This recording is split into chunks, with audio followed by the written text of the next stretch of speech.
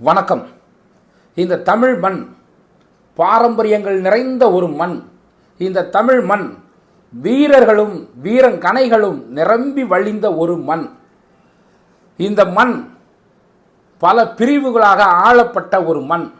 இந்த மண்ணை மன்னர்களும் பேரரசுகளும் சிற்றரசுகளும் குறுநில மன்னர்களும் பாளையக்காரர்களும் ஜமீன்தார்களும் ஆட்சி புரிந்தார்கள். ஆனால் ஆங்கிலேயர்களை எதிர்த்து வெற்றி கண்டவர்கள் யார்? ஆங்கிலேயர்களை இந்த மண்ணில் இருந்து வீழ்த்தியது யார்? ஆங்கிலேயர்களின் கொட்டத்தை அடக்கியது யார் என்றால் அதில் ஒரு சிலர்தான். அப்படி ஆங்கிலேயர்களின் கொட்டத்தை அடக்கி அதில் வெற்றியை கண்ட இந்தியாவினுடைய முதல் ராணி என்றால் அது ராணி வேலு நாச்சியார் அவர்கள்தான். ராணி வேலு நாச்சியார் அவர்கள் எப்படி இந்த ஆங்கிலேய பேராதிக்கத்தை எதிர்த்தார்கள், எதனால் எதிர்த்தார்கள் என்பதை பார்க்கும் முன்பாக மிக சுருக்கமாக அவர்களுடைய வரலாறை பார்த்து விடுவோம். வேலு நாச்சியார், ஆம், இந்த பேரை கேட்டாலே அன்றைய ஆங்கில அரசுக்கு நடுக்கம் இருந்தது. வேலு நாச்சியார் இந்த பேரை கேட்டாலே அன்றைய ஆற்காடு நவாப்புகளுக்கு பயம் தொற்றிக்கொண்டது. வேலு நாச்சியார் என்றாலே அன்றைக்கு இருந்த சாமானிய மக்களுக்கு தைரியம் பிறந்தது.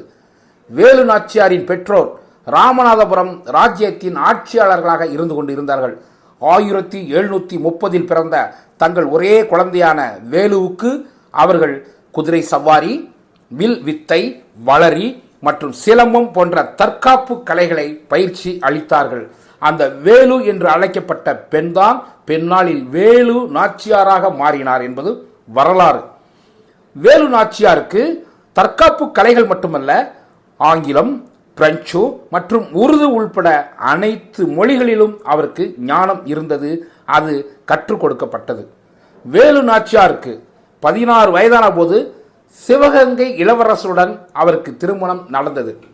இந்த தம்பதியருக்கு, அதாவது வேலு நாச்சியார் சிவகங்கை இளவரசர் ஆகிய இந்த தம்பதியருக்கு 1750 முதல் 1722 வரை, அதாவது 20 ஆண்டுகளுக்கு மேலாக சிவகங்கையை இவர்கள் ஆட்சி செய்தார்கள். 1772 ஆண்டு ஆற்காடு நவாப் ஆங்கிலேயர்களுடன் சேர்ந்து சிவகங்கையை தாக்கினார். காளையார்கோவில் போரில் வேலு நாச்சியாரின் கணவரை கொன்றார்கள் ஆங்கிலேய படையும் ஆற்காடு நவாப் படையும் சேர்ந்து. தாக்குதலின் போது ராணி வேலு நாச்சியாரும் அவரது மகளும் அருகில் உள்ள கோவிலில் இருந்ததால் உயிர் தப்பினார்கள்.